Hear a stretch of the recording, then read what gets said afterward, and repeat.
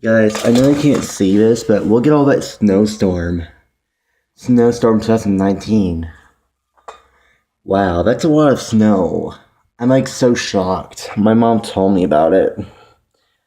And there's a lot of snow, so at least somebody might like that, but for me, I get really sick of that snow right now.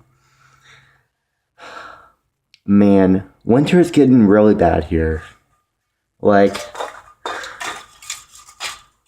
why does why does cold think have to like do something against winter and stuff like that?